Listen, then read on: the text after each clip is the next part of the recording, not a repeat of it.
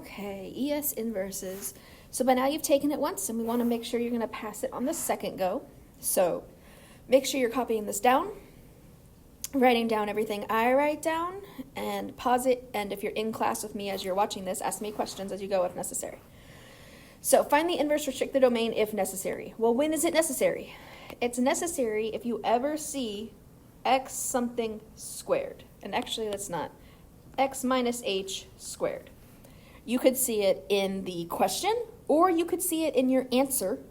Either way, it's going to be x is greater than or equal to h. So you restrict the domain if necessary. If necessary means it's squared, and it's always x greater or equal to opposite the thing in parentheses, which gives me h. So start with A. If you know how to do it, pause it, try it, and then see if you get it right.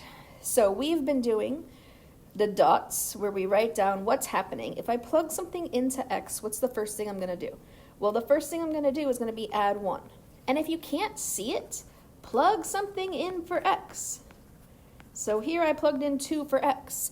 Then maybe you would see, oh, the first thing I would do would be add the 1, which is what I wrote down on the left. Then I would cube it.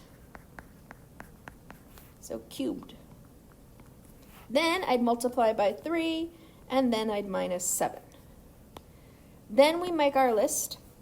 Opposite order, opposite math. So I go up, I start from the bottom, and I do the opposite thing. Opposite of minus 7 is add 7. Opposite of times 3 is divide by 3. Opposite of cubed is cube rooting. And opposite of plus 1 is minus 1.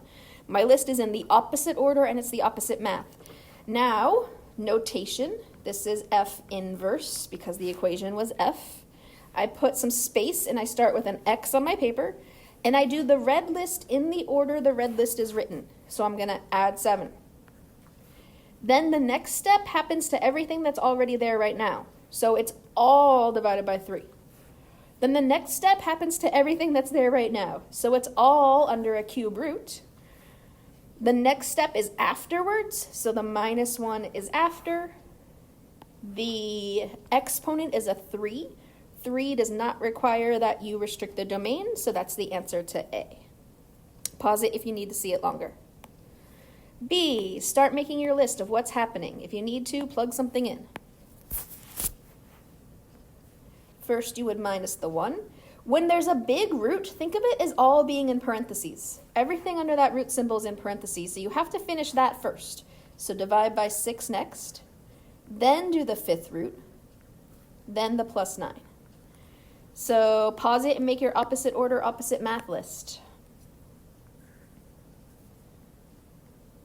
Subtract 9, raise it to the 5th power, times 6, plus 1. This is G, so we are finding G inverse. Leave some space, start with an X. Do the red list in the order it's written. Subtract 9. All of that to the 5th power. All of that times 6. All of that plus 1. 5th power does not require restriction. This is your answer. Pause it if you need it to stay there longer. Why don't you try C? I'm going to pause it, and my lists, both of them, the original list and the opposite list, are going to pop up after you unpause it. So you pause your video and write your lists. Okay, there's my list and there's my opposite list. Did you get it right? H inverse is the equation. Put X on paper. Do the red list in the order it's written. Subtract 4. Everything that's there, so parentheses squared, plus 5. Now I see a square. Now I have a restriction. X is greater or equal to, and it's opposite the number in parentheses, so 4. This whole thing with the restriction is my answer. See if you can do D. Pause it again. I'm going to put my lists on the screen. When you unpause it, you'll see my lists. There are my lists. Check and see if you got your list right. Pause it and fix it if you didn't. This is J inverse. You don't get credit for writing everything as F inverse. It's the inverse of whatever the original function is. Start with X. Times 8 first. We usually multiply in front. 8x plus 9. That divided by 3, but now I'm done dividing by 3, and your minus 4 is at the end. This is the answer. Okay, another thing you need to be able to do to pass inverses is sketch the inverse and state whether it is a function. So you need to come up with the table on your own. So I tried to give, and I know on the test we put like big dots at the end points. Those are not the only points you can see. When it's in front of you on paper, you can easily see this point right here that I'm trying to make bigger at the bottom. I can also see it passes through this point over here. So go ahead and add some more points. You can't just use 2 points. Look at the graph and find more points and write them down. From left to right. -3, 2 is a point. -1, -2 is a point. 1, 0 is a point. And 4, 3 is a point. So find a handful of good points and write them down from left to right. Then, for your inverse, flip them. 2, -3. You don't change negative signs, you just swap them. Swap the x and the y. Plot those and in that same order, and then that's the order you connect them in. Some of you are getting the points right and you're drawing some crazy graphs. It should still have that butterfly effect when you're done. 1, 2, -3. Then -2, -1. Then 0, 1. And then 3, 4. That's the order I connect them in. And you can see it still has that butterfly effect. You do not need to draw this line, but a lot of times in class we drew that diagonal line straight through the middle, and you can see it mirrors over that perfectly, so it is drawn correctly. That does not tell you if it's a function or not. To find out if it's a function, you have to do the vertical line test. So I'm only looking at the red graph. I imagine vertical lines going through it, and if that vertical line hits more than once, so right here it hits more than once, the answer is no. The inverse is not a function because it doesn't pass the vertical line test.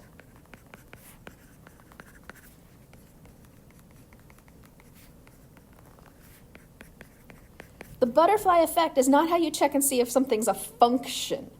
You check with the vertical line test.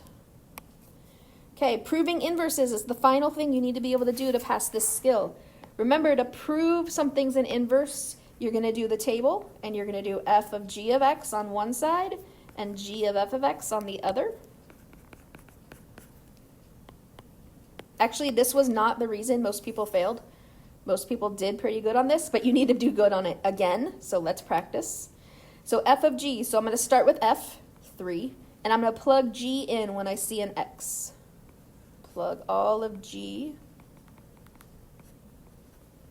in, then finish f. But then normally before I do that, I regret that I did that first, but definitely before I start proving it, I look at the first letter and I go to that equation and I write down my list of order of operations. If I was plugging something into f right here, the first thing I would do would be the 5th power. The next thing I would do would be the times 3, then the minus 7, then the divide by 9. That's the order things are going to cross out.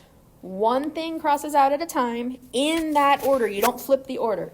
So the 5th root and the 5th power cross out, and I write down everything that's left when those cross out.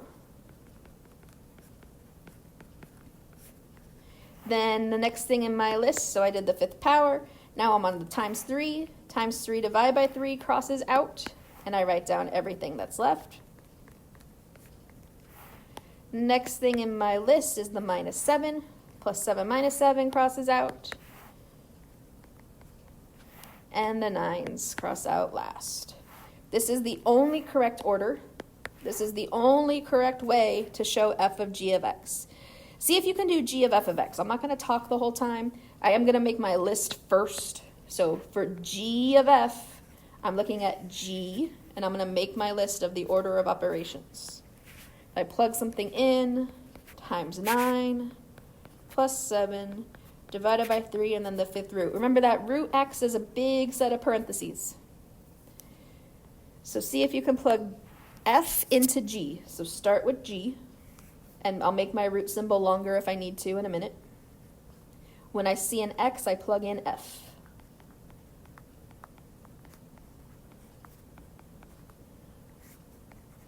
Notice the root symbol goes all the way over the +7 and all the way over the divide by 3, just like it does in G. My list tells me what's going to cross out first, times 9. Times 9 divided by 9 crosses out.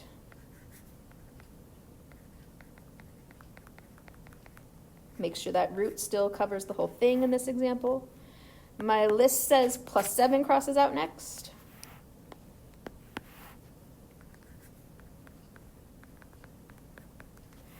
My list says divide by 3 crosses out next.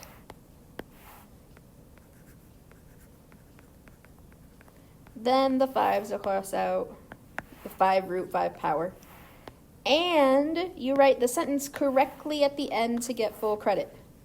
Since the left side, f of g of x equaled x, which also equaled the right side, g of f of x, they are inverses.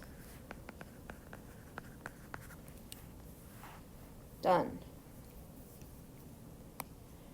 Okay, this is our last one. See if you can do the dots. So I'm going to have some red dots over here for F, some purple dots over here for G, and see if you can set it up.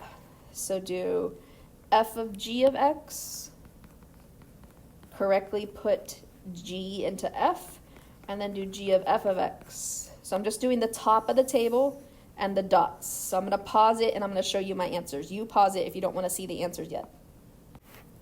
Okay, check your dots, check your first step. Make sure that division bar goes as far as mine goes. Then see if you can simplify the f of g of x side. I'm slowly going to show it. I might not talk about it the whole time. 3's cross out first.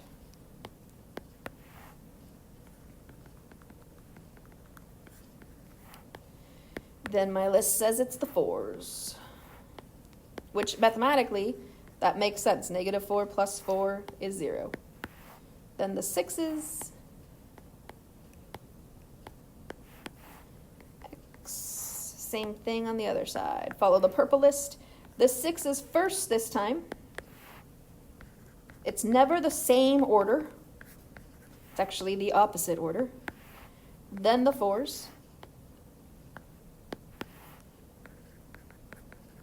Then the 3s. And then your sentence. The sentence has to be at the bottom. You cannot say, hey, since this, they are inverses at the top, because you haven't proved anything yet at the top. You prove it, and then you get to say it. Okay, hopefully this helps you prepare for your second chance at ES inverses.